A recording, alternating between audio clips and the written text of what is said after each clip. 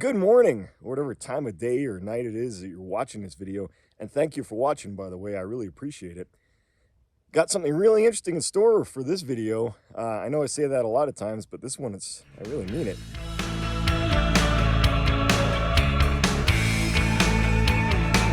So what I got in mind today, and a lot of this trip that I'm on this whole week, the next couple of weeks, is I'm actually doing field work. I'm doing research on some of these rocks and trace fossils.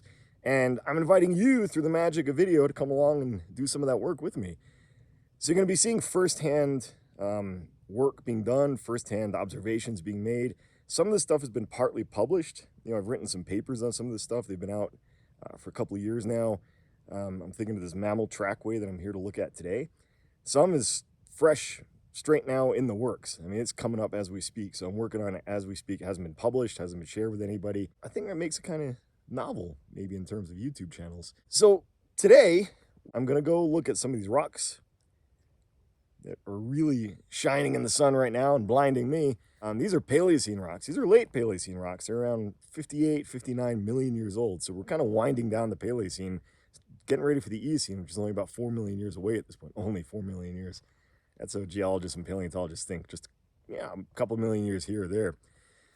In these rocks is a really amazing record of life in a brackish water lagoon. And that record is not necessarily in the form of body fossils like a lot of people think. There's not really bones, there's not really teeth. In fact, there's no teeth and bones that I've found. It's all trace fossils. There's burrows, there's tracks, there's little dwelling structures. There's birds, there's mammals, there's invertebrates. There's all kinds of things you would expect in a modern brackish water lagoon, except in the Paleocene. This has big implications for local paleogeography, paleoecology, and the interpretation of some of these bizarre mammals called pantodonts. You may or may not have heard of them. So we're going to talk a little bit about all of that out on the rocks today. I'm going to finish my coffee. It's really good first thing in the morning out here, I got to tell you. Grab a beverage, grab your favorite drink or not drink, whatever you want, and let's go take a look at some of these things. I think we're going to have an awesome day. All right, our first outcrop of the day. I had to put on my sunglasses because that sun is really bright now. It's at a really low angle, which makes it the perfect time of day to come out and look at slabs of rock like this. And these guys are all over the place out here. These are sandstone. It's a very fine to fine-grained sandstone. And you can see it's sitting on top of an organic-rich carbonaceous shale or mudstone. Not quite a coal, but there's a lot of plant material in it. It's that really dark, fissile, shaly material. These sandstone beds have on them, I think you can see in the video, little dimples. It looks like little dimples or divots. You can see on that one behind me, tiny little, about the size of a cup, like a coffee cup, little divots. And on the underside of some of these ledges, you can see the positive equivalent of those dish-shaped structures on the surface. We're going to look at them in a second. 20, 30 years ago, I was part of some field crews that were out here looking for fossils, bones, and teeth. And the going story back then was that these sandstones are all fluvial or lacustrine splays or lacustrine shorelines or levees or something like that, something to do with freshwater rivers and lakes. Well, I started coming out again, about 8 years ago, 7 years ago, just to reinvestigate. It's always a good idea to go back and look at stuff you've worked on in the past because you're going to find mistakes. You're going to find errors. That's just the nature of science. You work with the best information you have at a time. You get new information, you have to change your interpretation. Well, I found some new information, and it's these little divots, these little guys. We're going to take a look at them up close, and we're going to see if that traditional model of these sand bodies as lacustrine shorelines or lacustrine deltas or fluvial splays, if that holds up in light of what we're seeing. Okay, I mentioned the lighting is really important for identifying features like this, and it is. This is really low-angle sun, so any slight interruption of a flat surface is really highlighted by shadows. This is the best time of day to look for trace fossils on slabs of rock. Early morning or in the evening as the sun starts to go down. During midday, take a siesta or something. Check out that sucker. That is a big, almost like a crater. And when you start looking on the surface, they are all over, these little craters.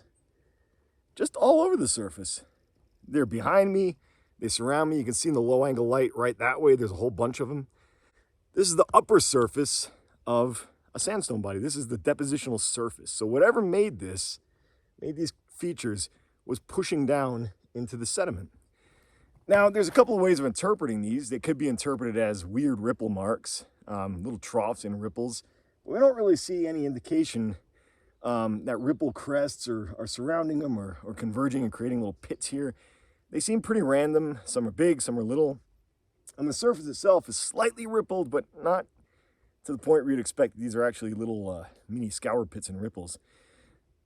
Originally, I interpreted them, 15, 20 years ago as fish feeding traces or maybe even nests, because modern fish like sunfish, various cichlids make shallow little nests like this when they're spawning. And I thought, well, if this is a lake, maybe these are little fish nests. It could be little guppy-sized things or something like that. But then I started looking at slabs like the one next door where I found these guys in place. And there's some other features in there that I think tell a different story. Oh, low angle light. You make life so good. You make so many things pop out of the outcrop. This is a spectacular example of the underside of one of these sandstone bodies. And what we're seeing here is all these little round blobs, little circular domes that represent casts of features that were made in the underlying silty claystone. This is sand that came in, filled in whatever was sitting on the surface, and created natural casts. It's a type of trace fossil called a natural cast. Footprint casts are preserved like this, and I did another video where I talked about this down in Moab, looking at some Jurassic dinosaur tracks. So these things represent features that were sitting in a mudstone, in a silty mudstone, and they were later filled in by sand during a flood where the sand was delivered probably by a river. Best interpretation here is that you have standing water representing the silts and muds. Again, we used to interpret these as lakes or maybe floodplains, but these trace fossils tell a different story. And there's not just these little rounded guys, there's also a whole variety of, I don't know if you can see some of them, but there's a whole variety of horizontal burrows, a whole variety of little vertical tubular burrows. These are things generally made by polychaete worms, maybe little shrimp. The rounded divots are made by anemones. There's a type of sea anemone that burrows into the sediment and leaves its little tushy squished down as an anchor. And these guys live filter feeding, grabbing whatever they can out of the water column. And if sand came rushing in, like it appears to have done here, with these planar laminated, some rippled beds, these might be little sediment gravity flows off the nose of a delta.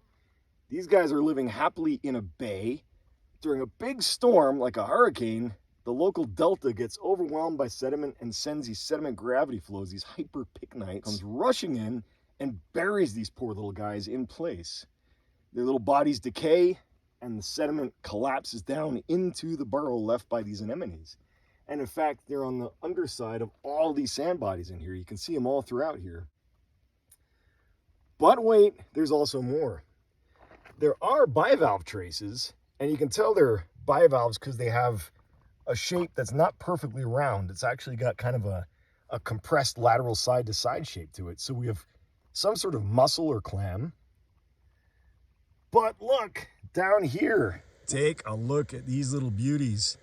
These little structures that look like loops within loops within loops are all over the underside of this bed. There's some incomplete ones, there's some more complete ones. That's a nice little one there. They're not super well preserved, but they're well preserved enough to give us the idea that these are horizontal to inclined U-shaped burrows, kind of stacked one on top of the other. Almost looks like a little stack of bananas. And those banana stacks have been called Fuers ignis, and they're interpreted to be made by insects. So wait a second, we've got marine anemones and shrimp and worms, some bivalves, but also insects. How does that jibe with the story that this might be a marine instead of a freshwater setting? Well, mayflies can live in brackish water conditions in estuaries, and they create burrows that look a lot like this, little U-shaped structures that can be kind of stacked one on top of the other. So having marine trace fossils like these anemones and insects that live in brackish water like these Fuers ignis, made probably by mayflies, indicates that we've probably got a brackish water setting instead of a fully marine. Today, and on this trip, I'm using a new technology to document these trace fossils and others like them and record them and preserve them for posterity and for future study. Instead of just photographs and notes, I'm actually making fully rendered three-dimensional models of these surfaces and these traces. And I'm doing it using this iPhone, which nowadays comes with LiDAR. And LiDAR is a method of measuring in incredible excruciating detail down to centimeters and millimeters surfaces from any distance. And you can do big, small surfaces, you can do tiny objects, you can do building size objects. So I'm running around out here collecting three-dimensional models of all these trace fossils I've documented in the past, preserving them as 3D models that when I publish them and share them, other people, no matter where you live, if you don't have access to coming out and look at the outcrops, you get the very next best thing, which is a fully rendered three-dimensional model of the outcrop. We can do things like changing the color on the elevation of these traces to make them really pop out. I'm going to keep looking around and see what else I see, because these brackish water traces are just part of the story. You know, for such simple little traces, these Bergeria, these anemone traces, along with the various shrimp and worm and bivalve traces I've showed you, they're really controversial. Now, this part of the Wyoming Paleocene, 59 million years ago in southern Wyoming, virtually any map, any reconstruction, any paper written about it says that this part of the world was high and dry, meaning it's forests, it's floodplains, it's swamps, maybe some lakes and streams. The western interior seaway that existed in Wyoming from the Triassic to the Jurassic to the Cretaceous by the Paleocene is supposed to have been gone by now. So when I was a young grad student doing my thesis and finding tidal deposits and trace fossils like this, it kind of flew in the face of everything that's known. Everybody knows everything until somebody else discovers something new. And I started talking about this to various folks, and it was interesting. People that study trace fossils and tidal deposits had no problem with it. Yeah, that's great. People that studied the Western Interior and had a career studying the Western Interior seemed to have a lot of issue with this because it challenged their long-held beliefs or notions or what they themselves had concluded from their studies. Fun story, when I was just finishing up grad school, I was presenting results of this and some other work at a scientific conference. I won't mention which one. And there was a really well-known researcher from the Western Interior who'd done a lot of work out here, spent a lot of his career out here. He was so infuriated by my interpretation, I'll never forget this. The guy was screaming in my face, a couple of inches from my nose, turning beet red, yelling at me that my interpretation absolutely could not be correct because he'd studied it for X number of years. What makes me think I'm right and he's wrong and everybody else is wrong and I'm right, and how dare I? And this guy, I thought he was going to beat the living out of me, and people were kind of gathered around watching in horror. He's still around, this guy. In fact, every so often I turn on TV and there he is on one of these paleontology shows, smiling, friendly, happy, jocular fellow. But man, he was infuriated. That was 20-something years ago. Time marches on, life goes on, and I've been working on these marine trace fossils and the tidal deposits for a number of years and publishing on them. I think things are kind of changing. People are starting to recognize that the seaway lasted in Wyoming a lot longer than has generally been believed. I'm sure there's still some people that think I'm totally full of it and this is all nonsense, but here's the data. Don't take my word for it, just like I didn't take anybody else's word for it. Come out, take a look. It's amazing what you'll find when you actually get outside and look at some of these rocks. And now for something completely different. I was just looking at those brackish water, marine, freshwater mixed trace fossil assemblages. You might have noticed this object behind me though, in the sand. That's something very different. And, you know, we're talking about sand coming in during floods. During a deltaic progradation, the sand comes in as a single sheet during a flood, then it kind of pauses and you get some mud and silt, then another advance of sand will come in. So you get these essentially sandwiches of sand, muddy silt, sand, muddy silt. And you can see that to some degree behind me. It looks pretty laminated, pretty linear, until we hit this thing. Boom. What is this? This is one of the first things I found a few years ago that really caused me to scratch my head until I took a good look at the shape and the texture and the morphology of it. And the first thing you might notice is that it's got a very vertical orientation on this side. It's a blob. So just first things first, let's describe it and then we'll interpret it. It's got a vertical orientation on this side and it kind of comes down. It's got an inclined orientation here. It's full of massive, poorly laminated sand and silt. It's the same lithology as the material around it, but it looks like something took that material and squished it in, kind of squished it in like that. All right. Now, the other thing that's interesting is if you look down that way, there's another one right there. And looking down the ridge, there's more and more of them. There's a whole series of them. And going back this way, there are some more. So they're very regular. Something was regularly being emplaced, squished, pushed down, lifted up, squished, pushed down, lifted up. That's really typical of footprints. There's a lot of dinosaur tracks that have been documented in the world, a lot of times made by big sauropods like Brontosaurus and, Camarasaurus and things like that. And the way those animals walk is just like elephants today, just like you and I walk. As you walk, your heel strikes first, kind of skids down, then the foot goes down, and then the foot pushes off and the toes lift up and out. So the resulting track in 3 dimensions has that slide in of the heel pushing down, the foot comes to a rest, and then as the animal toes off and lifts out, it creates a vertical wall. This is the Paleocene. There's no dinosaurs around. At this point, dinosaurs died out maybe 66 million years, 65, somewhere in there. We're 59, 58 million. So, we're about 8 million years after the dinosaurs bit it.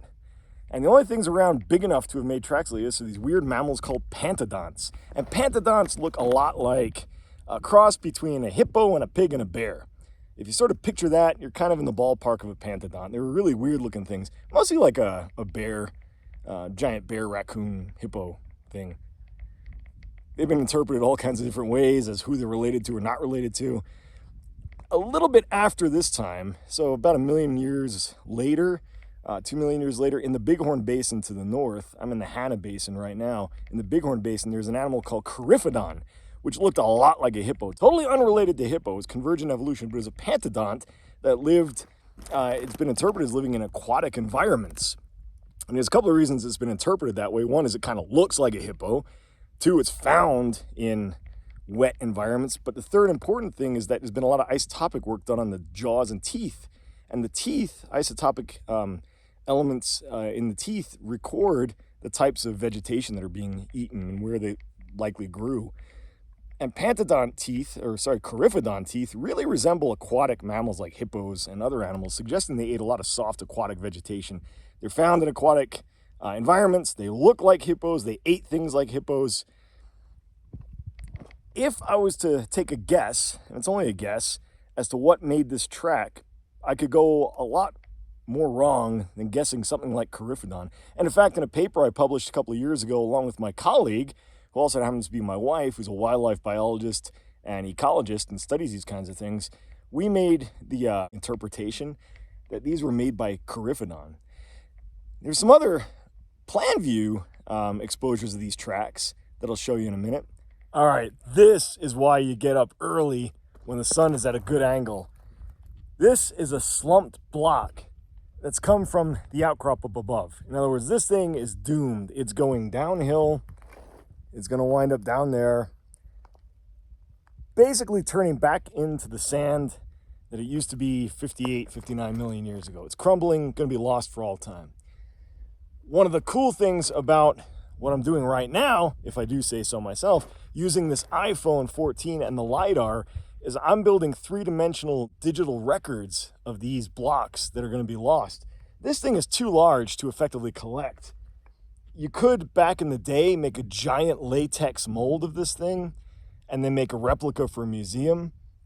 If you really wanted to, you probably could get a chopper out here, carry it out, and deposit it somewhere. But the question with museums, especially nowadays, and funding is an issue, is space. Where are you going to store something like this? Are you going to put it on display? Are you just going to store it for all eternity? No one's ever going to see it. With 3D digital models, it can live on as long as, we have computers that can work with these things.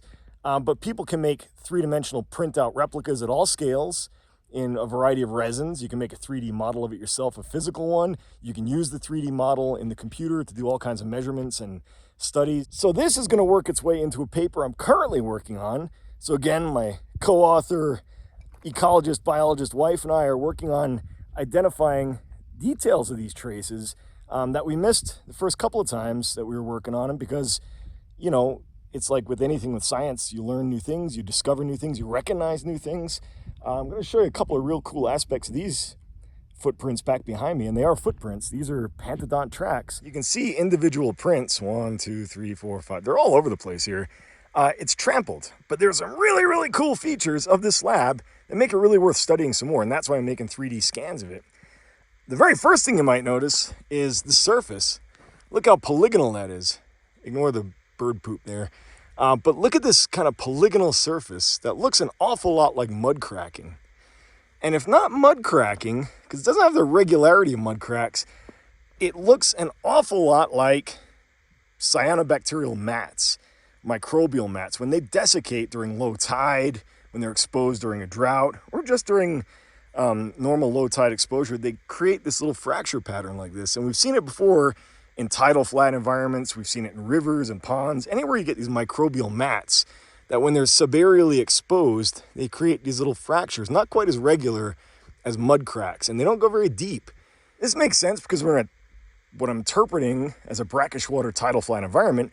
We've got anemone traces on the undersides of these blocks. This one has, no doubt, anemone traces on the bottom, just like that one, because that's where it came from. This chunk came down here, and you can see the anemone traces under there. So we've got a brackish water marine embayment that, during a tide cycle or during a drought when you have minimal runoff, the tidal flats would be exposed. The marine sea anemones would be very unhappy, but the tidal flats would be exposed, and the anemones retreat into their little burrows to wait for the new tide. But if you had an especially low tide during a, winter storm where the water's getting blown offshore like we have in Texas, you would develop these microbial mat desiccation features, cracks. In amongst those microbial mats and the tidal flats, we have stomping these big mammals, these big pantodonts. And I'm saying they're pantodonts because let's take a look at this set of tracks here. There's two of them, side by side or front to back, but they're clearly footprints because we can actually see toe impressions. For example, in this one, there's an impression here of a toe. The lighting is kind of bad to see this, but trust me, they're there. 1, 2, 3, 4, and maybe 5. So you've got a foot that's kind of splayed out a little bit like that. So 5 toes splayed out as the animal steps down and pushes off. And it's about the same size as my hand. On this other track behind it, whether it's front or rear, you can see just some scalloping on the front end of this, which indicates hoofs or toes. Here's 1, 2, 3, 4, maybe 5. So again, a 5-toed foot here. Now, pantodonts had 5 toes front and back, so it's kind of hard to tell from this exposure whether this is front or rear. What's going to really help is making the digital model out of this and taking a 3-dimensional view of it, eliminate the colors, eliminate the shadows, and see if we can tease out some of the morphology and figure out, is this a heel pad from the rear of the foot, or is this the front foot that's kind of maybe pushed up? So that's one of the things I'm going to be looking at, we're going to be studying with the 3D models of these tracks, is how did these animals walk? The outcrop behind me is a beautiful example of what's a typical deltaic succession of coarsening up, increasing grain size up, cleaning up. All those features are common of deltas. And the lower part of the slope here, under the big sandstone ridge, is clay. There's clay and silt. You can see some of the silt beds are a little bit more resistant, some very, very fine-grained sand. Chock full of burrowing, all kinds of little horizontal and vertical burrows.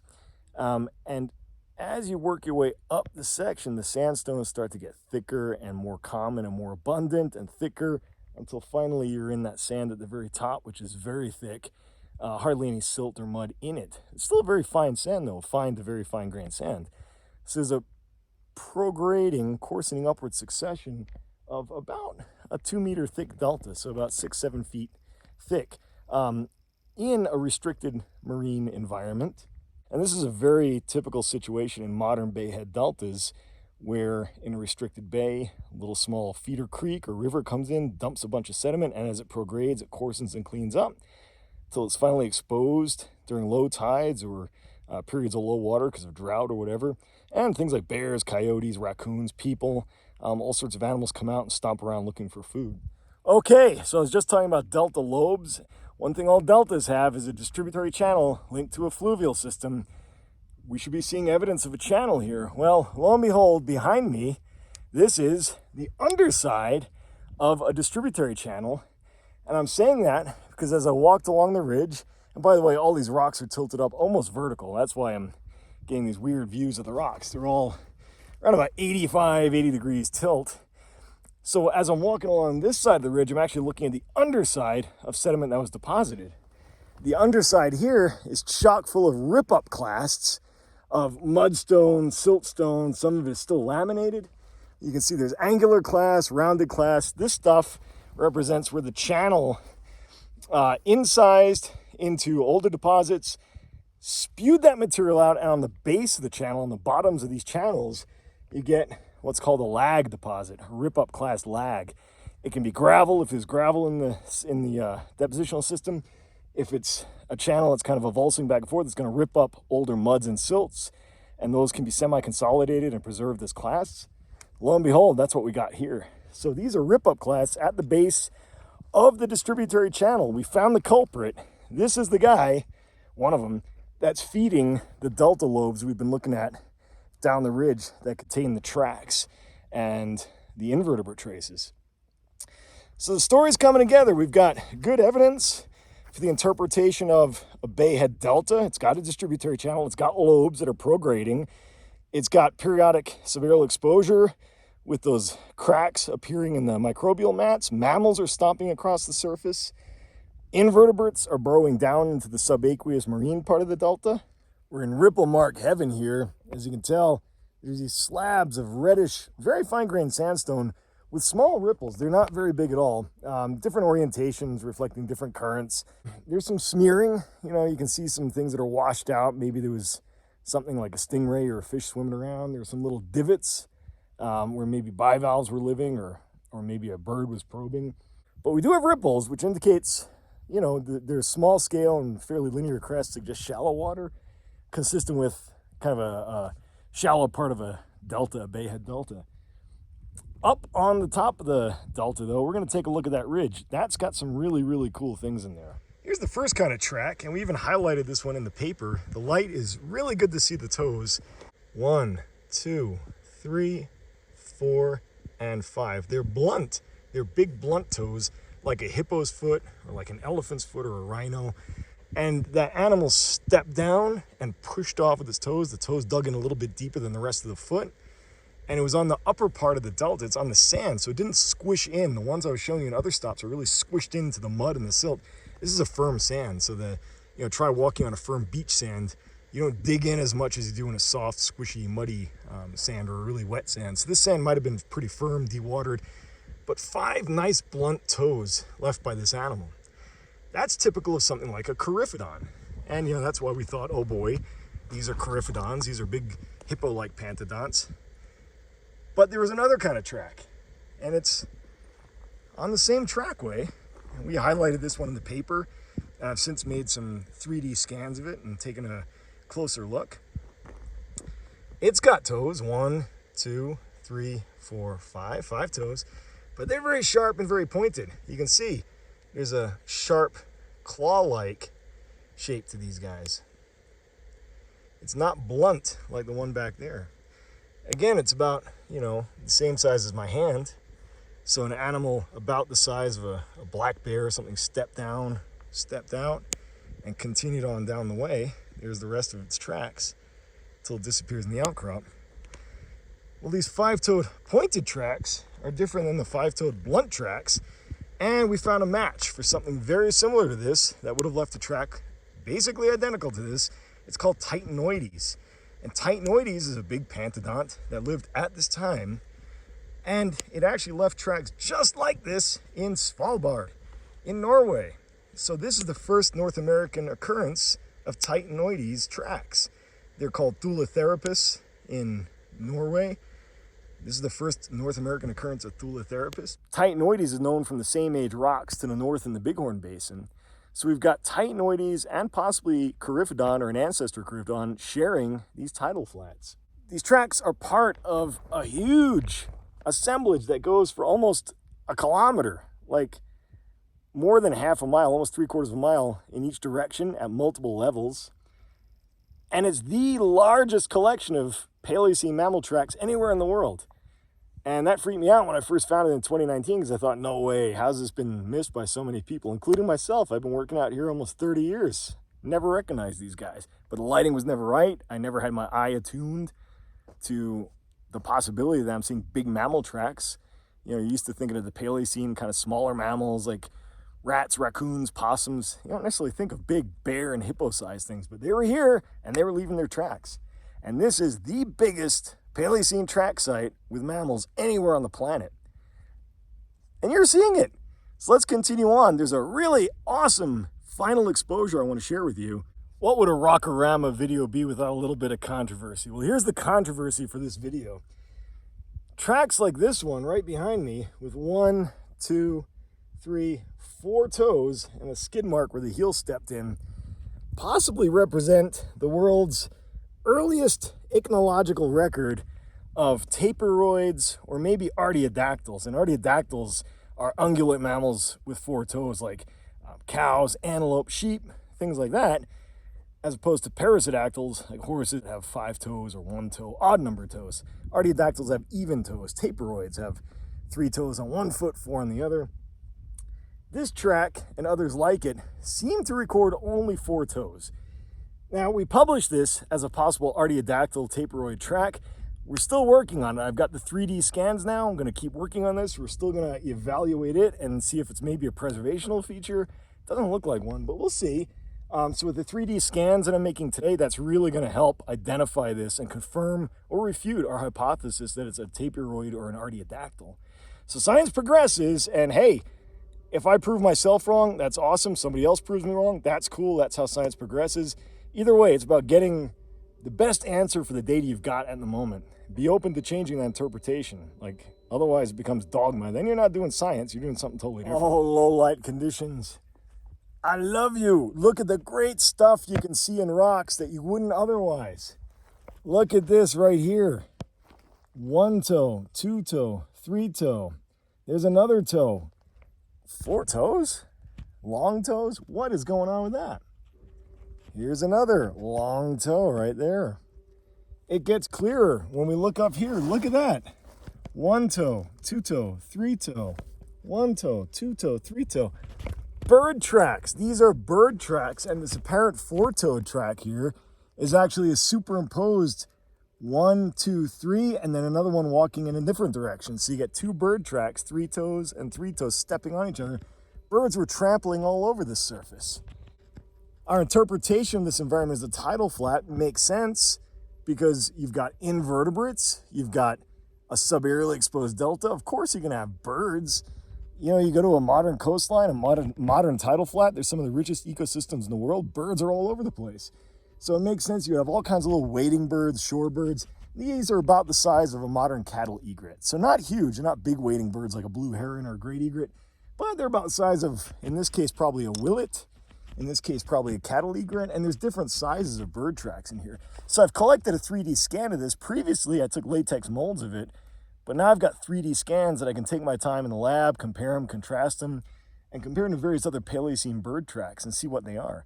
So we've got birds, we got mammals, we got invertebrates. It's quite a fauna. Not a single bone or tooth or scale, no body parts, all trace fossils. This surface is, again, a depositional surface that's totally trampled by 5-toed footprints with blunt toes. Some have pointy toes. Variety of different animals, probably all pantodonts, but a combination of things like titanoides and coryphodon, different animals walking across this tidal flat system.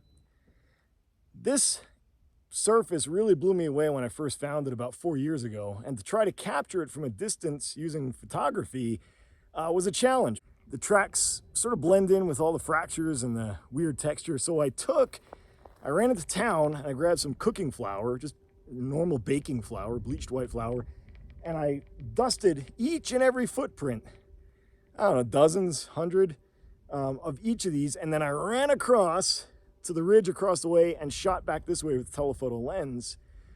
That's what made it into the Nature paper, Nature Scientific Reports that we wrote up. So I interpreted a series of trails in here based on highlighting those footprints using flour and white light photography.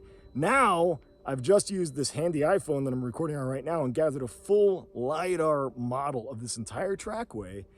So as I've been saying, I'm going to take that back to the lab, going to process it, tease out the differences in elevation that'll really accentuate the individual tracks right down to their little toes, and it's going to be portable for other researchers to use.